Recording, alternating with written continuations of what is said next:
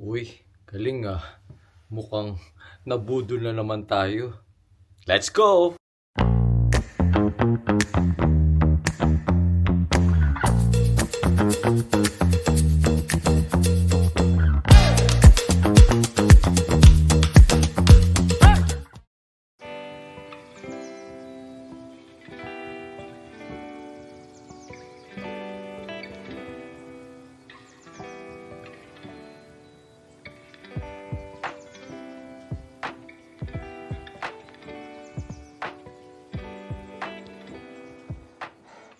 Grabe, ang lamig sa labas. Winter na kasi, kaya kailangan tayo ng kape.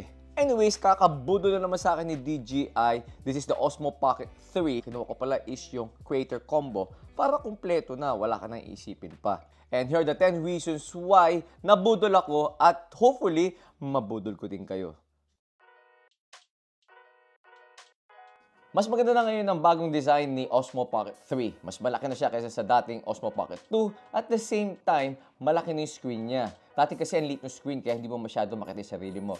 But now, with the new design, malaki na yung screen. Another good thing about the screen is you can turn it on and off by flipping the screen. But wait, there's more. Pag flip mo yung screen mo horizontally, makakapag-film ka for your YouTube videos. Pagka flip mo naman yung screen vertically, you can record for your TikTok and Instagram Reels. O di ba mas madali? Hindi mo na kailangan baluktutin o baliktarin yung camera mo o yung phone mo para just to record for your Instagram Reels and TikTok. Super dali na niya.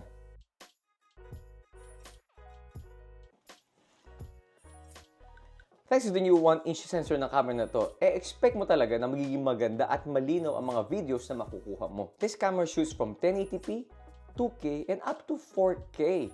Yun nga lang, ingat ka kasi ang lakas talaga kumain ng files yung mga 4K videos na yan. This camera also shoots from 24 and up to 60 frames per second. So kung gusto mo i-level up yung mga videos mo from your smartphone, I think this camera is for you.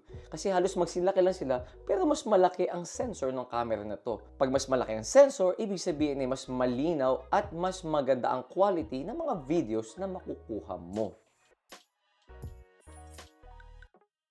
Pag-usapan naman natin yung sound. Right now, you're listening to the built-in microphone ng Osmo Pocket 3. Oh, how does it sound? Ako narinig ko na to kaya alam kong okay na. Pero sa'yo, okay na ba to? Ngayon kung medyo maingay at gusto mo i-isolate yung boses mo, good news for you dahil kasama na ang bagong DJI Mic 2.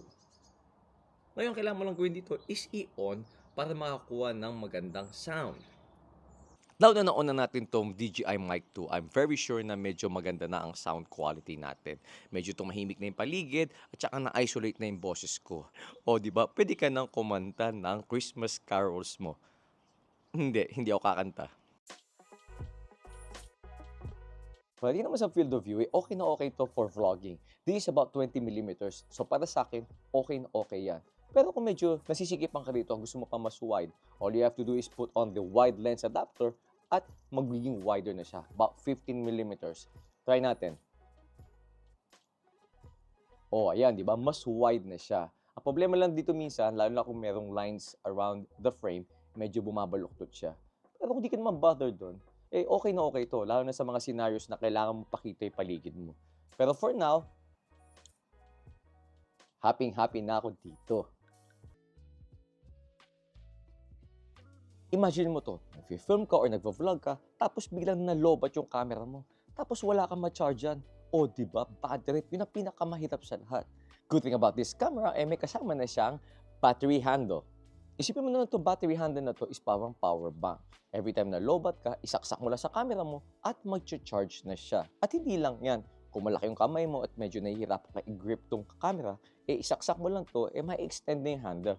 So, madali mo nang hahawakan tong camera na to. O, di ba? Double purpose pala to. Kung solo content creator ka like me, magugustuhan mo tong next feature na to. Ito yung active track niya. Kasi ang maganda dito sa active track, susundan ka niya kahit saan ka magpunta.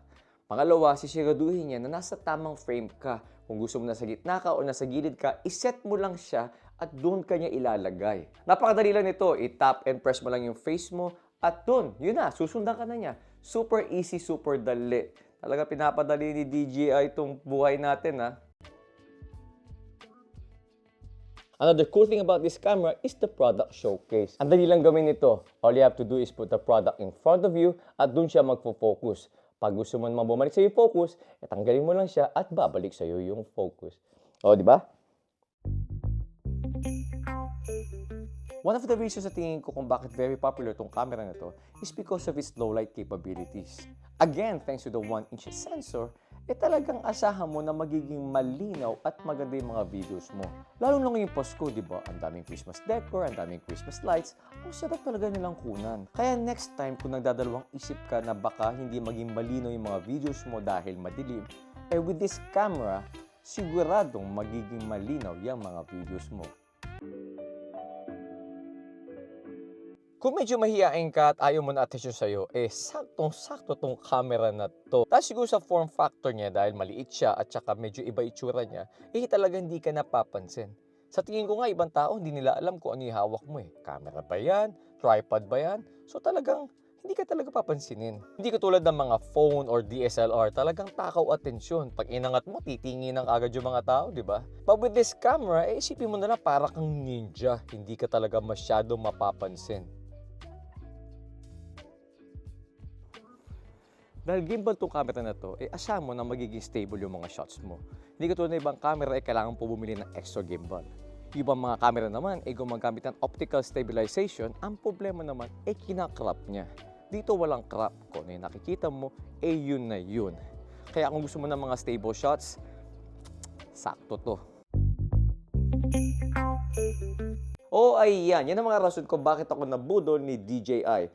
And hopefully, nabudol din kita. Hindi. Joke lang yun. Pero seriously, maganda talaga tong camera na to. Kung seryoso ka sa pag-vlog or making content, I think this is a very, very good camera. Hindi mo na kailangan ng kahit ano pa. As for me, kinukumpleto ko yung pamilya ko Siyempre, si Osmo Action 4, pa sa mga action, di ba? Kung nasa beach ka or malamig yung weather o yung mga kailangan mo ng rugged camera, yun talaga siya. At ito naman is para sa daily vlogging at saka doon sa mga low light scenario. Kasi minsan si Osmo Action 4, palyado pagdating sa mga dilim Pero this one, patok na patok talaga to. Kung nagustuhan mo tong video na to, please like and subscribe. At hit mo na rin yung notification bell button na yan para pag nag-upload ako sa susunod, ma-notify ka kagad. Again, this is your Pinoy Vlogger and I'll see you in the next one.